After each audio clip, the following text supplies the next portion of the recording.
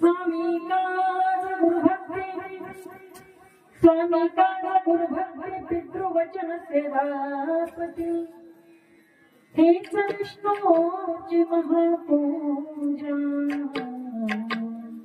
अनुभव नाही तुझा सत्य बोले मुखे दुखवे आणि कंजा दुखे हेच विष्णूची महापूजा अनुभव नाही तुझा निश्चयाचे बळ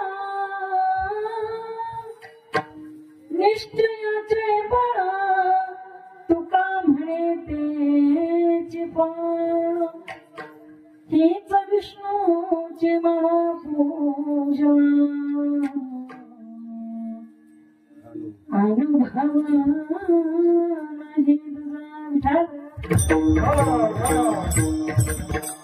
चमचमन सरोजम सांगणीलाभुदाहं जगन्निहित पाणी मंडनं मंडनानां तरुण तुलसीमाला कंदरं कंजनेत्रं सदैवलहसं विठ्ठलं चिन्तयामि पांडुरंग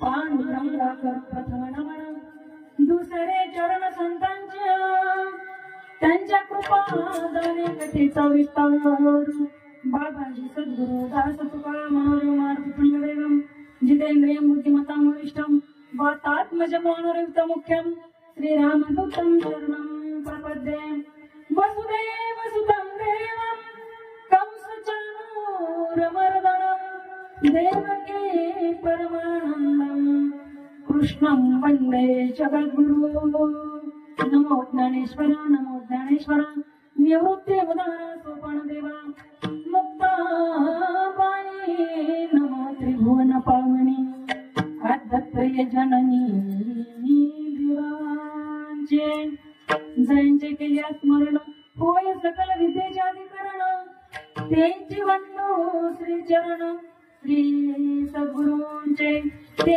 नमस्कारोनी आता आना पवन कुमार हमारे हरे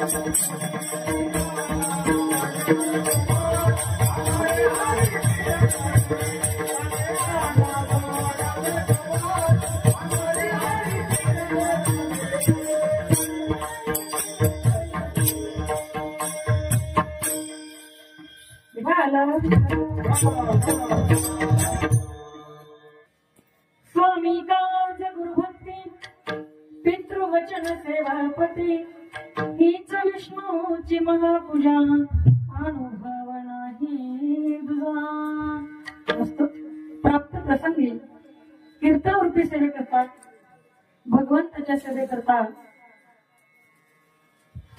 भगवान भोलेनाथांच्या सेवे करतात नवे नवे तुम्हा सर्व संत श्रोतेजन समर्थ माय बापांच्या सेवे करता निवडलेला अभिनव जगद्गुरु विश्ववंदनीय श्री क्षेत्र देहू निवासी वैराग्याचे महामेरू संत हृदय सम्राट संत शिरोमणी श्री तुकोबाराय यांचा 4 चरणांचा उत्कृष्ट असा अभंग आणि सेवेकरता निवडलेला आहे. विठाल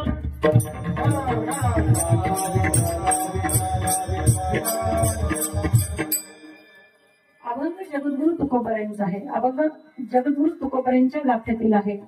आणि हा अभंग जर आपण पाठ करून अनुकरणात आणला, घरी राहून परमार्थ करणाऱ्यांसाठी फार उपयोगाचा हा अभंग आहे.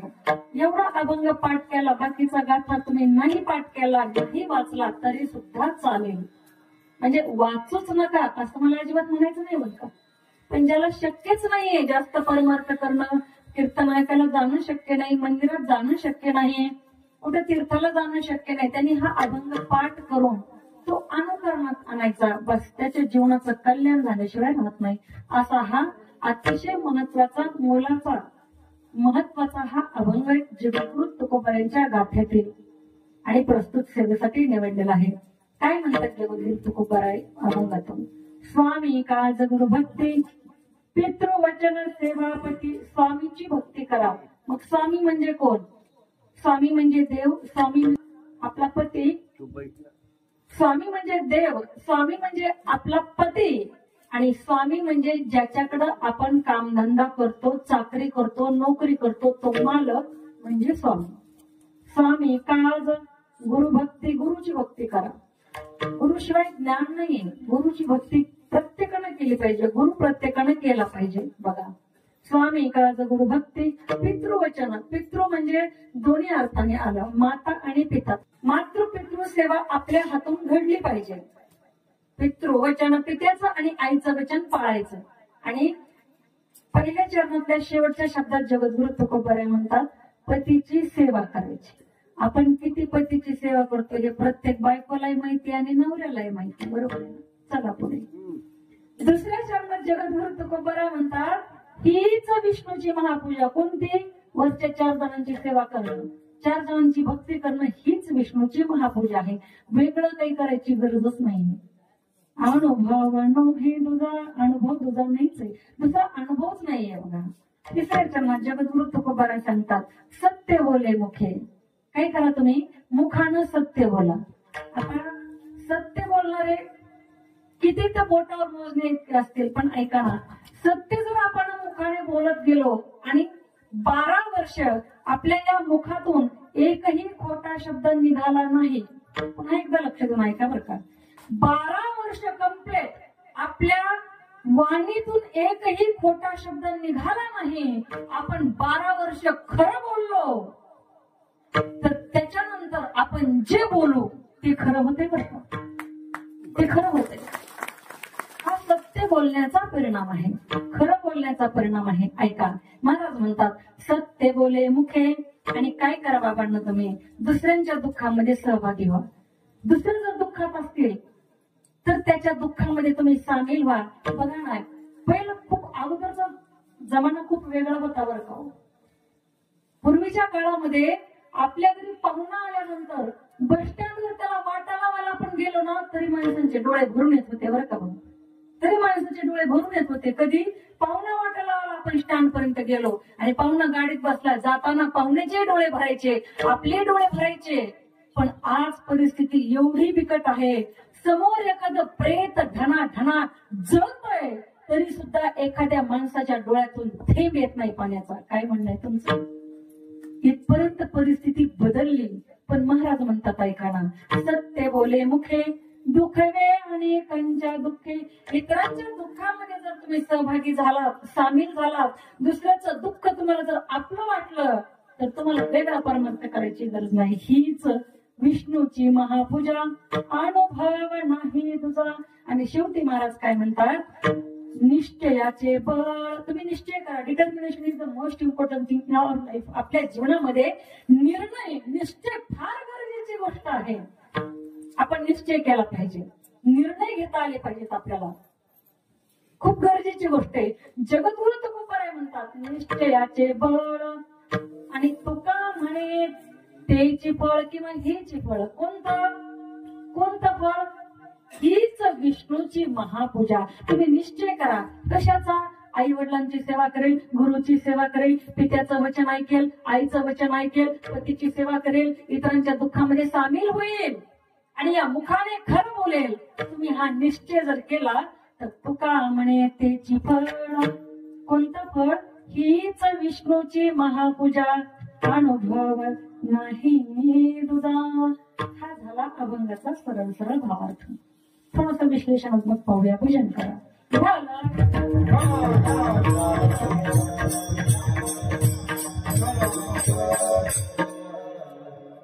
सेवेला प्रारंभ करण्यापूर्वी थोडासा परिहार आणि खऱ्या अर्थानं सुंदर असा हा योग आमच्या गजानन भाऊंच्या माध्यमातून आणि आमचे अशोक महाराज हाकाळे ज्यांचं रात्री कीर्तन सेवा या ठिकाणी झाली त्यांच्या माध्यमातून आलेला आहे बरं का. त्या ठिकाणी विनेकरी बाबा म्हणजे चोपदार बाबा तुम्ही मला खूपच आवडले. खरंच ना बाबा, येतात माझ्यासोबत. आपलं माय लेकर दररोज हे गाव ते गाव मस्त पैकी फुकट खायला प्यायला जमल का बाबा? काय बाबा तुम्ही जोडे बाबा खरंच येतात माझ्यासोबत.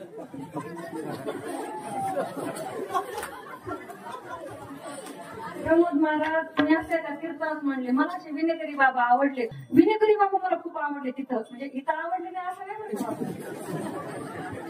पण छान आहे पण ते विनेकरी बाबा आवडले, पण विनेकरी बाबापेक्षा इथं आज बाबा तुम्ही आवडला का मला चौथाला. मी म्हटलं असं कीर्तनात बाबा येता का माझ्यासोबत? काय बघता माझ्याकडे कीर्तन संपलं बाबा माझ्या अगोदर गाडीत जाऊन बसले. मी म्हणलं बाबा काय मिळालं कुठं? म्हणजे नाही का ताई तुम्हीच म्हणलं कीर्तनात माझ्यासोबत येता का? मी फक्त कीर्तनातच म्हणते, माझ्याकडे लय मोठे म्हातारे झाले. मी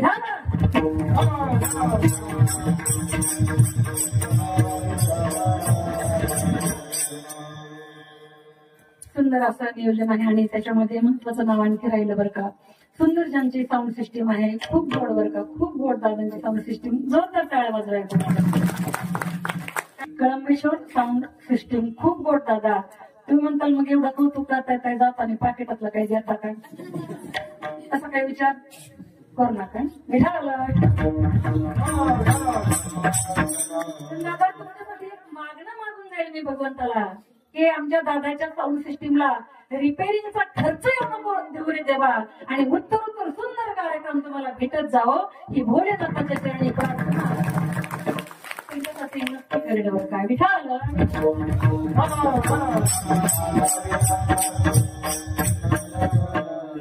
सुंदर आपण सर्व त्या ठिकाणी भाविक भक्त जमलेले आहात. अतिशय म्हणजे बिकट परिस्थिती आहे येण्यासाठी.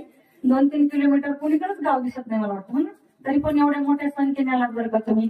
म्हणताल तुमच्या कामाकामाच्या सगळ्या माणसांची नावं घेतले, आम्हाला कोण विचारते? अहो तुमच्याशिवाय कार्यक्रम होऊ शकत नाही ना.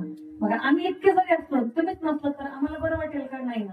माऊलींनी ज्ञानेश्वरीमध्ये श्रोत्यांसाठी स्वतंत्र उभी खर्च केली. हो माऊली म्हणतात, प्रभू तुम्ही महेशाची मूर्ती, मी तव दुबळा अर्चित से भक्ती, जरी बोल हे गंगावती तरी स्वीकाराल की.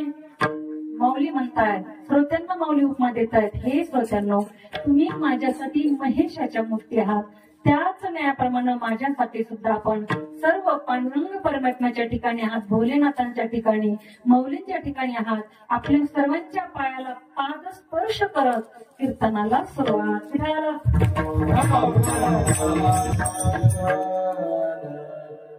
आपण या जन्माला आल्यानंतर भगवंताने आपल्याला काही कर्म दिलेले बरं का.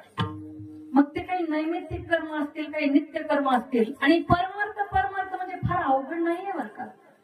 काही लोकांनी परमार्थाला अवघड करून ठेवलं असेल. परमार्थ फार सोपा आहे, फार सोपा आहे. सांगू तुम्हाला, स्त्रियांसाठीचा खरा परमार्थ तुम्हाला मी सांगून जाईल, ऐका. फार सोपा आहे, मी फार सोपं करून सांगते कीर्तन. फार सोपा आहे परमार्थ. स्त्रियांसाठीचा खरा परमार्थ सांगेल मी, ऐका. महिला मंडळ, आपल्या पतीच्या व्यतिरिक्त इतर पुरुषाचं चिंतन ही मनात न येणं हा स्त्रियांसाठीचा खरा परमार्थ आहे. हा स्त्रियांसाठीचा खरा परमार्थ. पुरुषांसाठीचा परमार्थ सांगेल मी, ऐका ना दादांनो. रात्रीच्या 12 वाजता एखादी सुंदर स्त्री तुमच्या नजरेला दिसली, तिला जर तुम्हाला माय म्हणता आलं ना, तर सगळ्यात मोठे परमार्थिक तुम्हीच आहात. संसारिकाचा परमार्थ आहे, संसारिकाचा परमार्थ आहे. काम केल्याच्या मोबदल्यात प्रत्येकाला त्याचे दाम आपण दिले पाहिजे, हा संसारिकाचा परमार्थ आहे. आपण केलेल्या कामाचा मोबदला घ्यावा, पण वेगळं घेऊ नये, एक्स्ट्रा घेऊ नये, हा संसारिकाचा परमार्थ आहे. संसारामध्ये राहत असताना शक्य होईल तेवढी भगवंताची भक्ती करावी, हा संसारिकाचा सरळ सरळ साधा परमार्थ आहे. संतांचा परमार्थ आहे. जड जीवाला अज्ञानाच्या अंधकारातून बाहेर काढणं, हा संतांचा परमार्थ आहे. आणि साधूचा परमार्थ आहे सतत सतत आणि सतत नामचिंतन करणं, हा साधूंचा खरा परमार्थ आहे. बरं का, परमार्थ फार मोठी गोष्ट नाहीये, फार वेगळं नाहीये. काही लोक म्हणतात हो सोपं आहे का देव देव करायचं, काय अवघड नाहीये. तसं पाहायला गेलं अवघड नाही, आणि तसं पाहायला गेलं तितकं सोपंही नाही. सुळावरची पोळी सांगितलं हो, सुळावरची पोळी भक्ती करणं, परमार्थ करणं. बरं, परमार्थ करतात जे करत असतील त्यांना काही चांगले बोलतात का लोक? आता आम्ही कीर्तन करतो, आता मी 20 वर्ष झालं कीर्तन करते, तेव्हा मला म्हणायचे हा शिक्षण एवढं केलं, पोरगी एवढं शिकली, माई बापाचे एवढे पैसे खर्च केले, नोकरी हे करायची, चांगलं काय कीर्तन करत सुटली. आम्हालाही लोक बोलले. आता तुम्हाला काही कमी बोलत असतील का? एवढं शिक्षण केलं, एखाद्या चांगल्या जॉबला लागावं, काय तेव्हा अजून बसायचं कीर्तनामध्ये जाऊन म्हणतात लोक आपल्याला. त्यांना म्हणत असतील काय 7-7 दिवस घर बायका लेकर सोडायचे आणि बंगला फिरायचं. लोक म्हणतात, मी नाही म्हणत. म्हणतात लोक, मी माझ्या कानाने ऐकले, ऐका ना.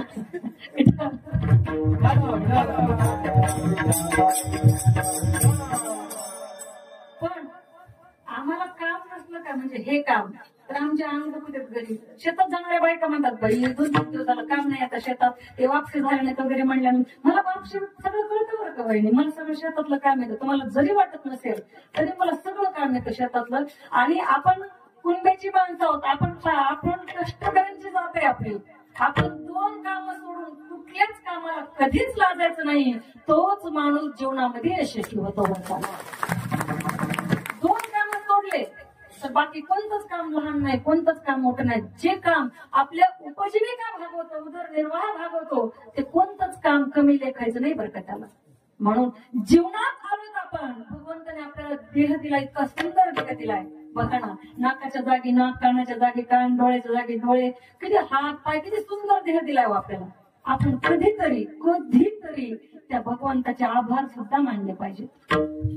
कधी म्हणलं का आतापर्यंत कोणी देवा तुम्हाला एवढं सुंदर बनवलं, देवा तुम्हाला इतकं सुंदर हात पाय व्यवस्थित दिले. अहो तुम्ही पहा ना, काही अपंग माणसं जन्माला येतात या दुनियामध्ये, या जगामध्ये किती त्रासदायक असतं त्यांचं जीवन. आपल्याला इतकं सुंदर नर देव दिला, पण आपल्या लक्षातही आलं नाही कधी की आपण त्या देवाचे आभार मानावेत, त्याला कधीतरी धन्यवाद म्हणावं. आले लक्षात आपल्या?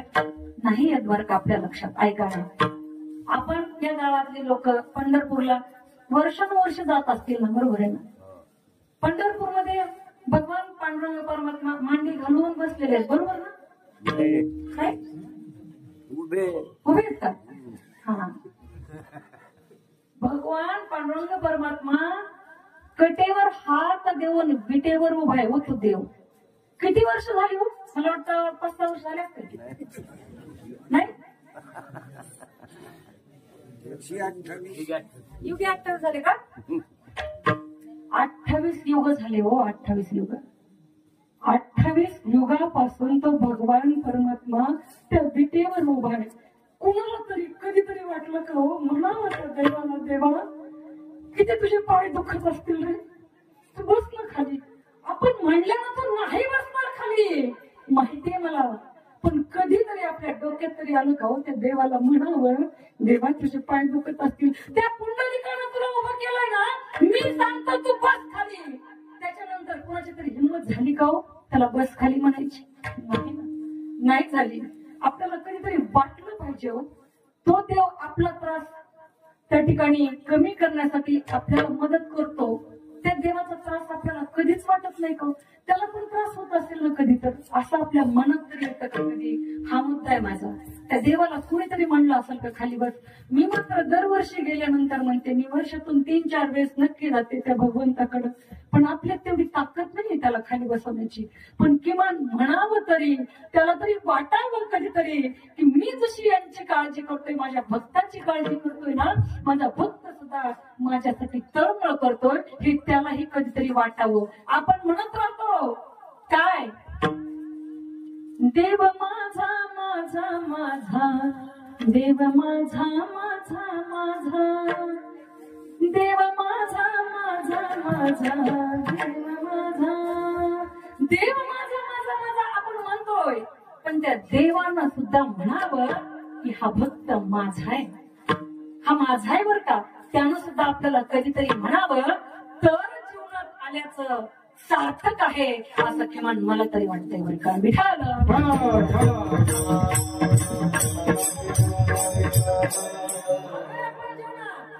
आपल्याला काही नाही करता आलं तरी सुद्धा मी आज कीर्तनासाठी निवडलेला अभंग पाठ करा आणि या अभंगानुसार वागा. काही करायची गरज नाही वेगळा परमंत्र. काय म्हटले महाराज, स्वामी काळज गुरु भक्ती पितृवचन सेवापती. स्वामी म्हणजे देव, मी सांगितलं स्वामी म्हणजे देव, स्वामी म्हणजे पती, आणि स्वामी म्हणजे ज्याच्याकडे आपण कामधंदा करतो तो आपला मालक म्हणजे स्वामी. आता स्वामी म्हणजे देव, देवाला काय आवडतं आपण ते केलं पाहिजे, बरोबर आहे ना. देवाला काय आवडतं, आवडे देवाची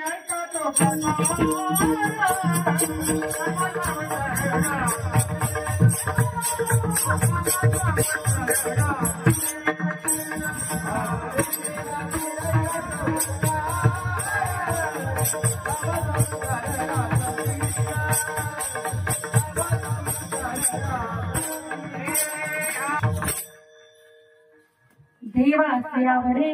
ऐका तो प्रकार, काय प्रकार आवडतो देवाला, नामाचा उच्चार रात्रंदिवस, त्याला फक्त त्याचं नाव घेतलेलं आवडतं. बाकी काही त्याला, अहो तुमचं घर एखाद्या कोटीचा बंगला असेल, त्या 1 कोटीच्या बंगल्यामध्ये 5-10 लाखाचं मंदिर असेल, त्याच्यामध्ये हजारो रुपयांच्या मूर्त्या असतील, त्याच्यामध्ये शेकडो रुपयाचं तुम्ही त्या भगवंताला धूप दीप अगरबत्ती सगळं काही आणत असाल, पण तुमच्या अंतःकरणामध्ये जर भाव नसेल तर सगळी पूजा व्यर्थ आहे बरं, काहीच अर्थ नाही त्या पूजाला. पण एखाद्या 4 पत्र्याच्या घरामध्ये अंतःकरणपूर्वक भावपूर्ण त्या ठिकाणी भगवंताची पूजा एखादा साधा भक्त करतोय, देव त्याच्या घरी यायला आवडतो बरं का देवाला. त्या बंगल्यामध्ये नाही जाणार तो साध्या घरात येईल, फक्त अंतःकरणात भाव पाहिजे. भाव से मुझको भजो तर भव से बेडा पार है, भावाने त्याला आपण भजलं. सुखदाचा भाव दावा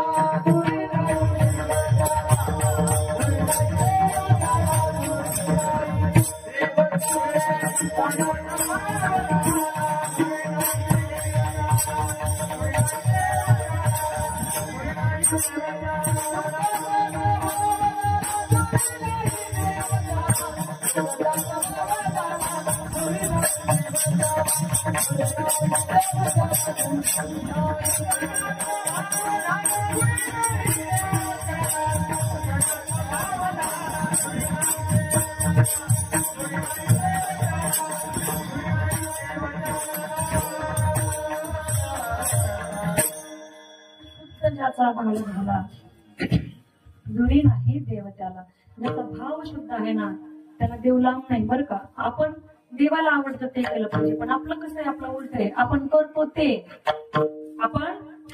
ते जे आपल्याला वाटतं ते, पण होतं ते जे देवाला वाटतं ते.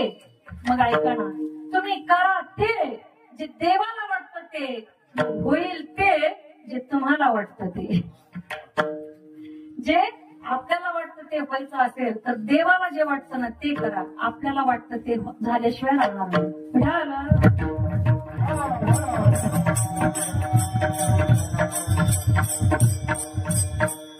त्या भगवान परमात्म्याच्या त्या भोलेनाथाच्या द्वारामध्ये सेवा आहे बरं का. भोलेनाथ म्हणजे फार भोळ दैवत आहे, भोळ दैवत आहे. म्हणूनच कदाचित नवऱ्याला सुद्धा भोळ महादेव वगैरे म्हणतात ना इकडं. पण महादेव लय भोळा तुमचं. भोळा कुणीच नसतं. तो काही भोळा आहे का? भोळा असतो तर त्याला लोकांनी राजा म्हटलं असतं का? हा म्हटलं असतं? चक्रवर्ती म्हणतात त्याला. चक्रवर्ती भोळा असतो का? शिवा भोळा चक्रवर्ती त्याचे पाय माझे चित्ती वाचे बदता शिवनाम तयान बाधे क्रोध काम. अशा भगवान भोलेनाथाच्या द्वारात सेवा आहे आपली. कसा आहे बरं तो? ऐका ना. कैलास के निवासी नमो बार बार हूँ, नमो बार बार हूँ, नमो बार बार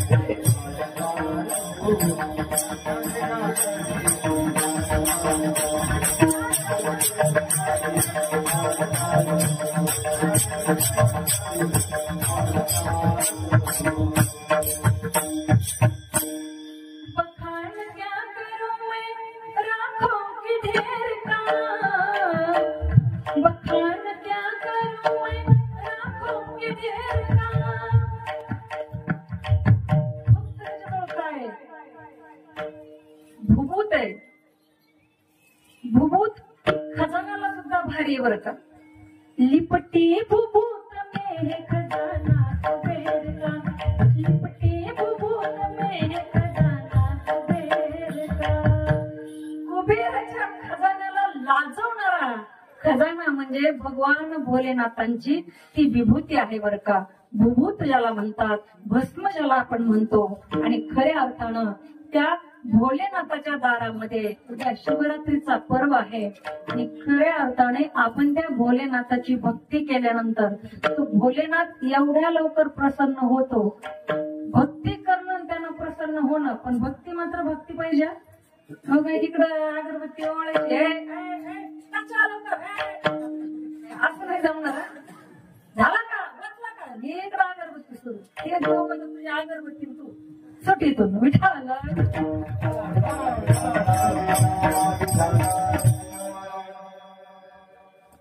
भोलेनाथाच्या द्वारामध्ये सेवा आहे. मी सांगत होते बघा, स्वामी म्हणजे देव, स्वामी म्हणजे पती. देवाला काय आवडतं आपण पाहिलं, बरोबर आहे. देवाला काय आवडतं ते आपण पाहिलं. आता पतीला काय आवडतं बघा. भाजी करत असताना पतीला जर खुश ठेवायचं असेल तर भाजी आपल्या मनाची करायला पाहिजे ना. ऐक नाही बरोबर बहिणी, आपल्याला जे आवडतं ते केलं पाहिजे ना, बरोबर आहे साहेब. आपल्याला जे आवडतं ते करायचं नवऱ्याला खुश ठेवायचं असल्यावर. का कधी कधी मला येत नाही म्हणून मी विचारत असते समोरच्यांना. आपल्या नवऱ्याला जर खुश ठेवायचं असेल तर भाजी त्याच्या मनाने करावी लागेल. त्याला जे आवडते ते करावं लागेल. त्याला आवडतं वांगण, हिनं मांडलं पुढं बटाटो, आणि ते मग बटाट्यासारखे बटारे डोळे करतात बायकोकडे बघत. नाहीतरी आता बायका कोणत्याच नवऱ्याला बोलून देतच नाही. तर नवरा किती शिकलेला असू द्या, नवरा डॉक्टर, इंजिनियर, कलेक्टर, मंत्री, मुख्यमंत्री, पंतप्रधान, राष्ट्रपती असू दे, त्याची बायको त्याला म्हणते आमच्या त्याला बाई काही experience is better than knowledge. ज्ञानापेक्षा अनुभव मोठा असतो, श्रेष्ठ असतो बरं का. खरं आहे. प्रत्येक बायको म्हणते बरं का, त्याच्या पुढे ऐका ना, राष्ट्रपती असू द्या, राष्ट्रपती सगळ्या भारताचा कारभार तो बघतोय आणि त्याची बायको त्याला म्हणते तुमचं मी होते म्हणून बरं आहे, माझ्या जागा दुसरी असती का कवाच. मग ते बारीक तोंड करतात, ते बारीक तोंड करतात आणि ते काय म्हणतात, तू काही जात नाही आणि दुसरी काही ती जाय ना दुसरी आहे ना विठाला.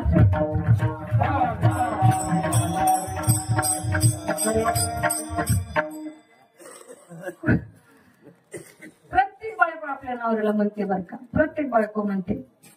फार अवघड आहे बरं का. नवऱ्याला जे आवडतं ते पत्नीनं केलं तर नवरा खुश राहतो, तो प्रसन्न राहतो. तो प्रसन्न राहिला की आपल्याला पाहिजे ते मागता येतं, पाहिजे ते घेता येतं, म्हणून त्याला प्रसन्न ठेवायचं. एक दृष्टांत सांगते. पतिव्रतेचे पण 3 प्रकार आहेत बरं का. एक प्रसंग आहे ऐका, एक प्रसंग. पतिव्रतेचे 3 प्रकार. 1 नंबर पतिव्रता, 2 नंबर पतिव्रता आणि 3 नंबर पतिव्रता. 1 नंबर पतिव्रता सांगते ऐका ना. 1 नंबर पतिव्रता जेव्हा पतीच्या पोटात गोष्ट असते तेव्हा पत्नीच्या ओठावर आली, म्हणजे पोटात काय त्याच्या चाललेलं, मनात काय चाललंय हे पत्नीला जेव्हा कळलं, तिला म्हणायचं 1 नंबरची पतिव्रता. एक प्रसंग आहे. दुपारच्या वेळेला नवरा जेवण करून थोडीशी वामकुक्षी घेतोय. वामकुक्षी म्हणजे हा जरा संस्कृत मधला शब्द आहे, लक्षात ठेवणार. वामकुक्षी म्हणजे दुपारचं जेवण झाल्यानंतर अगदी छोटीशी झोप. असं नाही दुपारी 12 वाजता जेवला आणि जे झोपला का 6 वाजताच हळूहळू उठला, असं नाही ना. ह्याला वामकुक्षी म्हणत नाही. जेवल्यानंतर अगदी 20-25 मिनिट, खूप झाला अर्धा तासाची झोप, त्याला म्हणायचं वामकुक्षी. प्रसंग आहे. दुपारचं जेवण करून नवरा झोपला वामकुक्षी घेण्यासाठी. झोपला आणि झोपेतून नवरा उठला. पत्नीनं पटकन त्याला हातपाय तोंड धुवायला पाणी दिलं बाथरूम मध्ये. त्यानं हातपाय तोंड धुतले. बघा, पत्नी जेवण करत होती. नवरा झोपेतून उठला, पत्नी जेवण करत होती. पत्नीनं ताट पलीकडे सरकलं, तो उठला हे पाहून त्याला पटकन बाथरूम मध्ये हातपाय तोंड धुवायला पाणी नेऊन दिलं. तो हातपाय तोंड धुवून येतोय ना येतोय, तोच त्याच्या हातात टॉवेल दिला, हात तोंड पुसण्यासाठी, हातपाय पुसण्यासाठी टॉवेल दिला. टॉवेल त्यानं घेऊन हातपाय तोंड पुसले. तोपर्यंत पटकन तिनं किचन मध्ये जाऊन कपभर चहा बनवला, त्याच्या समोर आणून ठेवला. त्यानं चहा पिला. चहा पितोय ना पितो, तोच तिनं पान सुपारीचा डब्बा त्याच्याजवळ आणून दिला. चहा पिल्यानंतर पान सुपारी लागणार हे तिला माहितीये. पटकन तिनं पान सुपारीचा डब्बा आणून ठेवला तिथं. त्याला काय म्हणायचं? 1 नंबर पतिव्रता. आता 2 नंबरची पतिव्रता. तोच प्रसंग तोच ठेवू आपण. पती दुपारच्या जेवणानंतर झोपलेला आहे. पती उठला, त्यानं आवाज दिला, अगे पाणी दे बरं थोडस. तिनं पटकन ताट बाजूला केलं आणि त्याला पाणी द्यायला गेली. त्यानं सांगितलं, पाणी दिल्यानंतर तो म्हणला आता थोडस चहा टाकते का? तिनं पटकन लगेच चहा टाकला. चहा आणून दिला, त्याच्या समोर ठेवला आणि ते चहा पिऊन झाल्यानंतर तो म्हणला, अगं थोडस पान सुपारीचा डब्बा घे बरं इकडं, कुठे ठेवलेला दे बरं जरा पटकन इकडं. तिनं पटकन त्या ठिकाणी तो पान सुपारीचा डब्बा आपल्या पतीजवळ नेऊन दिला. त्याला काय म्हणायचं? 2 नंबरची पतिव्रता. सांगितल्या बरोबर काम करणं त्याला म्हणायचं 2 नंबरची पतिव्रता. 1 नंबर न सांगता करणं, 2 नंबर सांगितल्या बरोबर करणं. आता 3 नंबरची वारी. प्रसंग तोच. दुपारच्या जेवणानंतर पती झोपेतून उठला. उठल्यानंतर त्यानं आवाज दिला, अगे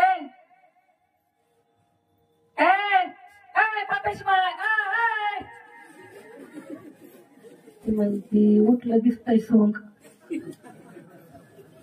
काय बोला म्हणे, तुमचं ऐकते बोला. तर म्हणलं, अगं पाणी देतेस का थोडं? दे नाही हा, पाणी देतेस का? आणि बाई बाई बाई बाई बाई हात काय कुठं गेले का काय बर का कारभारी महाराज. पाणी सकाळी ह्यानंच भरलं होतं. प्रमोद महाराज पाणी ह्यानंच भरलं होतं. ते म्हणलं आपल्या आपल्या हाताने घेऊन हातपाय धुतले असते तर बरं झालं असतं. उगाच हिला म्हणलो. ते जात बाथरूम मध्ये आपल्या आपल्या हाताने पाणी घेतं, हातपाय तोंड धुतं. पुन्हा म्हणतात, थोडं चहा टाकतेस का ग? वाटलंच होतं मला आता ढोसायला लागत ना उठलं की झोपी पण ती जाते किचन मध्ये चहा करते धन पाय आपटून कपाळमध्ये बशीमध्ये चहा भरते आणि नवऱ्याजवळ येऊन ठेवत नाही आदळते एवढ्याने फुटेल ना तुम्हाला पडायची की त्यांची बशी ठेवत नाही ती नवऱ्याजवळ ती आदळते बरं का वहिनी साहेब ती आदळते आणि तो असा घाबरत तिकडं बघत चहा पितो कसा बसा आणि पुन्हा बायकलो तो सापडतो पण ते सापडत नसतं माणसांना घरामध्ये अगं पान सुपारीचा डब्बा बाई बाई बाई बाई काय चटका जिभीला गौऱ्या गेल्या ना पुढं तरी चटका का पान पाहिजे तंबाखू पाहिजे सुपारी पाहिजे अजून काय पाहिजे का झालीत का त्याला काय म्हणायचं 3 नंबरची पतिव्रता आपण कशात मोडतो आपलं ठरवा